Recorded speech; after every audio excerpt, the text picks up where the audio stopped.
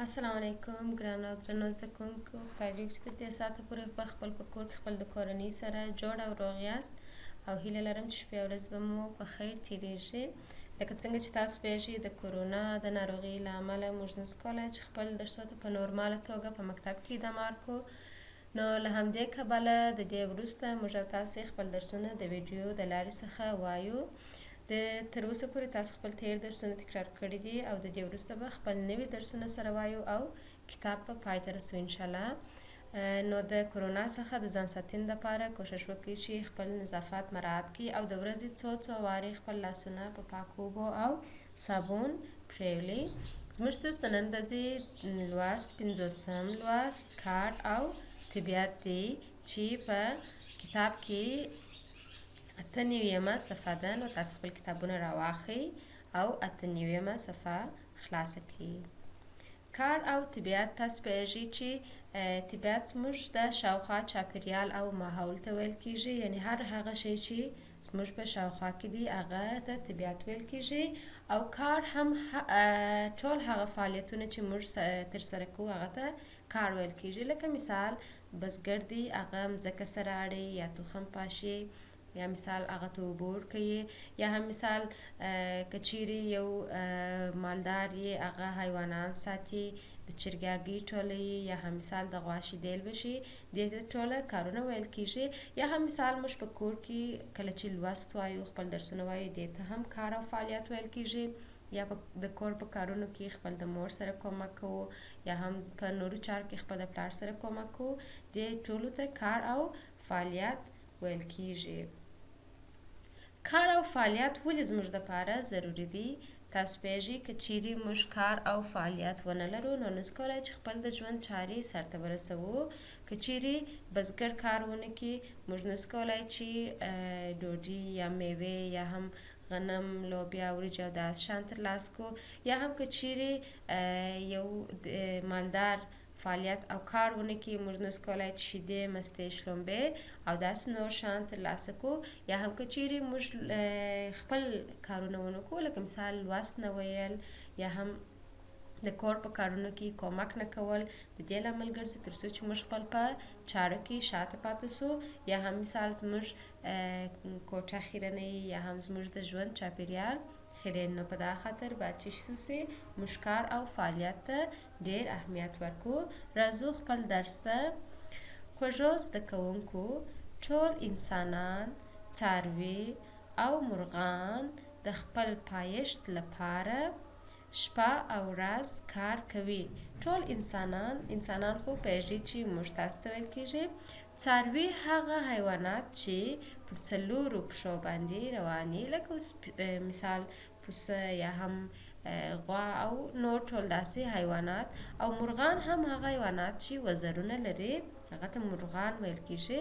د خپل پایښت دپاره، پایښت یعنې خپل ژوند ته د ادامه ورکولو دپاره شپه او ورځ کار کوي، چې په زیار او هڅو یې د ژوند چارې سمې دي.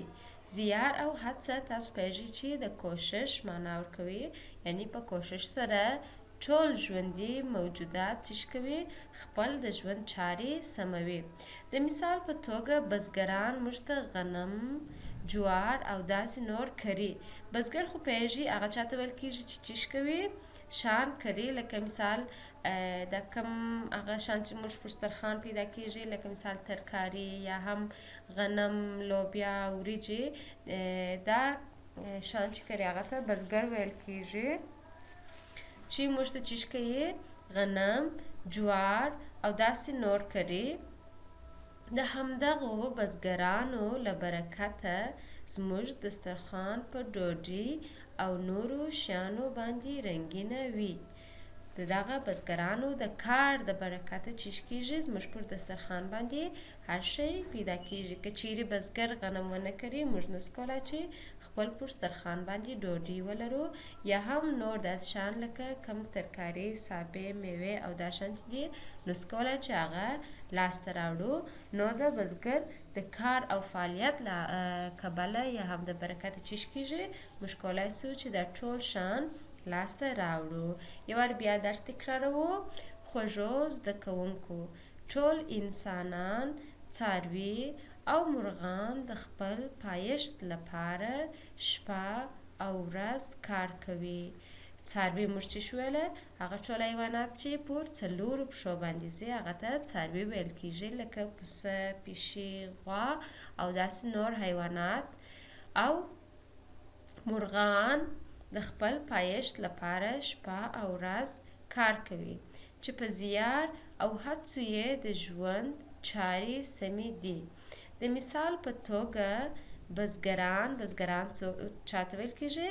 هغه کسان چې چیش کوي، تازه شان کري یا هم خوراکي توکي کري او وروسته بیا هغه چیش کیږي موږ ته رارسیږي او موږ د هغه څخه کار اخلو. د مثال په توګه بزګران موږ ته غنم، جوار او داسې نور کري. د همدغو بزګرانو له برکته زموږ دسترخوان په ډوډۍ او نورو شیانو باندې رنګینه وي. خدای دې وکړي چې د درس په ویلو کې به کوم مشکل نه لري، بیا یې هم د ځان سره تکرار کړي او که مو کوم مشکل درلودلی کولی شي چې دوهمه پلای بیا واوري او وګوري. دلته موږ د بزګرانو ځینې د کار نمونې وینو چې دا چشتي یو د میوو باغ دلته معلومیږي. بزګران چیش کوي موږ ته د کال په سر کې د هر هغه شي چې غواړي د هغه تخمونه کري، لکه مثال کاو یا هم نور تازه شان لکه ترکاري او داسې نور. او د کال په سر کې چشکي د میوو د درختو شاخې ورسموي یا هم هغو ته اوبه ورکوي کله چې دا درخت شنې کیږي او بیا هغه میوې کوي. د دې میوو تر پخېدو پورې د هغه څخه ساتنه کوي، هغه ته په منظمه توګه اوبه ورکول کیږي یا هم مثال د کومو حیواناتو د غوښ څخه یا هم د نورو شیانو څخه لکه د چرګې د هګۍ څخه چې موږ کار اخیستنه کوو د هغو ساتنه کوي. او بیا هغه شیان چې کیږي کله چې وخت یې راورسیږي موږ ته رارسیږي. لکه د مثال په توګه اوس په بازار کې به شاید تاسو هم لیدلي الوچه ډېره پیدا کیږي چې د هغه د الوچې د پخېدو وخت دی چې بزګران هغه د درختو څخه راټولوي او بیا موږ کولی شو چې د بازار څخه هغه ترلاسه کړو. او په دې عکس کې هم دا چې شدي د وریجو کښت دی. بزګران چې کوي دلته وریجې کري او بیا وروسته هغه ریبي. دا وریجې بیا وروسته چې کیږي د خپل بلګو څخه جلا کیږي او بیا موږ کولی شو چې په بازار کې هغه ترلاسه کړو. دلته هم د ځینې میوو عکسونه دي چې شاید دا میوې به تاسو پیژنئ. که چیرې د بزګرانو زیار، هڅه او کوشش او د دې کار نه وي موږ هیڅکله نشو کولی چې د دې شیانو څخه ګټه پورته کړو. نو د همدې خاطره موږ ته دا رامعلومیږي چې کار او فعالیت څونه ارزښت لري. نه یوازې د بزګرانو کار او فعالیت بلکې زموږ کار او فعالیت هم دغونه ارزښت لري. که چیرې موږ کار او کوشش ونه کړو یا هم خپل په درسو کې هڅه ونه کړو نو بیا چیش کیږي موږ هم شاته پاتېږو او نشو کولی چې پرمختګ وکړو. په دې ځای کې هم تاسو د مالدارانو د کار یو نمونه وینئ. مالداران چاته ویل کیږي؟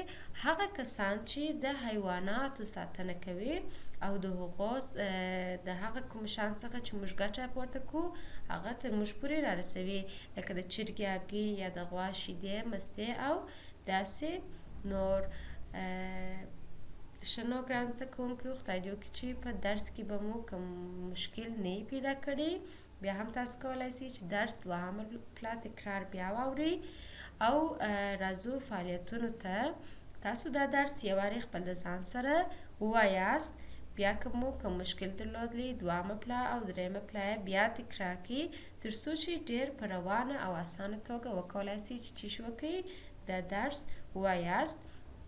او ستاسو دوهم فعالیت دا دی چې په دې درس کې هغه کلمې پیدا کړئ چې د 3 او 5 تورو څخه جوړ شوي وي. کومې کلمې پیدا کړئ چې د 3 او 5 تورو څخه جوړ شوي وي. بیا وروسته هغه خپل په کتابچو کې ولیکئ او بیا د ویډیو د لارې کولی شئ چې ماته راښکاره کړئ. او ستاسو یوه بله کورنۍ دنده هغه دا ده چې د دا لاندې په خپل کتابچو کې د لاندې ګډوډو کلمو څخه سم بیت جوړ کړئ.